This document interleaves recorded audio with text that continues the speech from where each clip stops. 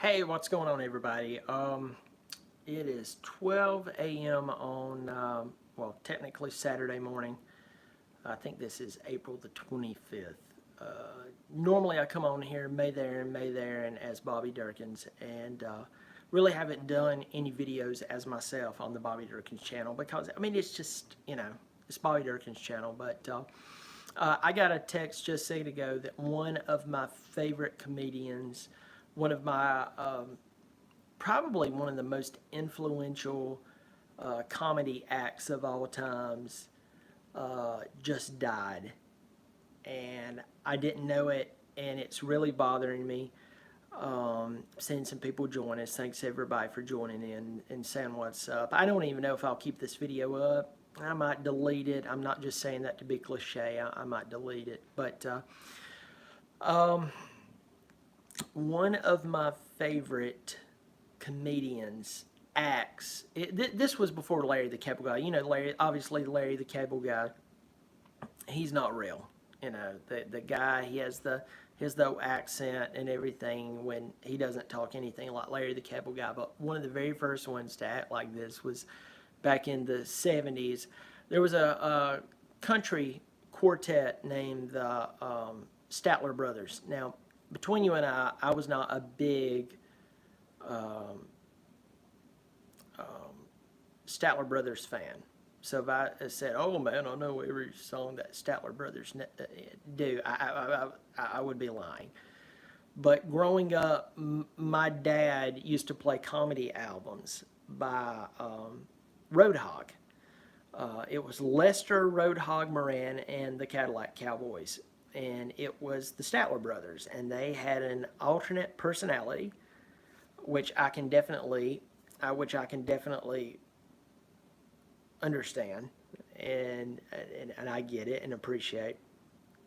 But so here's this quartet who had won a lot of awards, and they decided to put together a comedy album that was based off of all the craziness they saw when they were trying to make it, before they made it.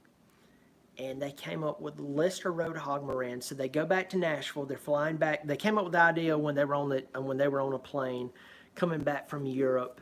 They're flying back to the States, and this is back, I don't know, 70s, somewhere in there. And they were flying back, and they said, "Let's go back to Nashville. Let's get the best players in Nashville, and let's put together the stupidest comedy album ever." And it's kind of like a cult classic. So if you're watching this, you're like, "Brian, I don't know what you're talking about." That's totally fine. Most people don't. But look up, you can go to iTunes, Lester Roadhog Moran. It's spelled just like you would hear. Lester, Lester, Roadhog, Roadhog, Moran, Moran, and the Cadillac Cowboys. It is the stupidest thing ever. And what they did was they went back to Nashville, and they got the best players in Nashville at that time.